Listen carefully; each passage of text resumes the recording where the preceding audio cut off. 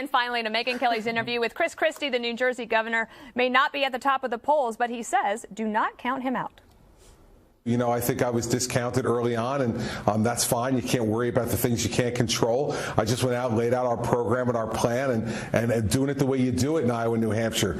You know, day-to-day, hand-to-hand retail campaigning, and we're making an impression, and we've made an impression in the debates, too. What is the path to victory for you? Because I realize that in New Hampshire now, you're tied for second place, but nationally, you're still down in the low single digits. None of that matters because we don't have a national primary.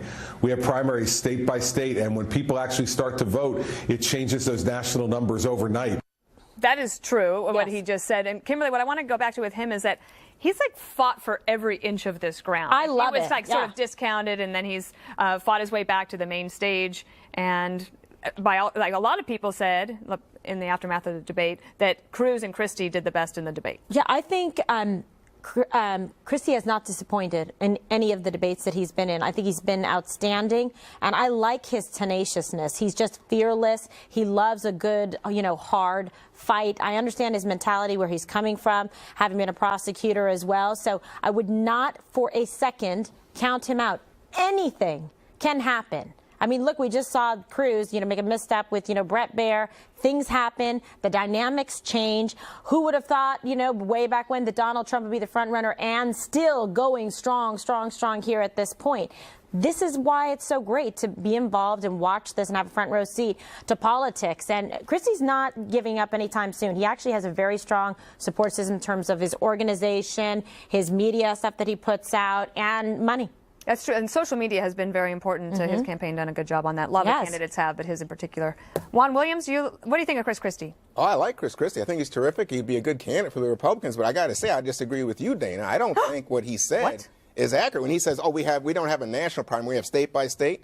Yeah, but you have to be in that state, and you have to be not only in that state, you have to have staff and money to play in that state.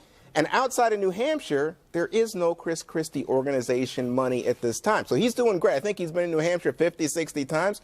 But then, according to the media report... But that was his strategy. You know that from the beginning, was to go big and hard in New Hampshire. And correct. But he's got to finish first or second. But then once you do that, Kimberly, you got to have then the ability to go and take advantage of that momentum as you head south. And right now, he doesn't have it. It's not easy, but he's saying, Eric, don't count him out.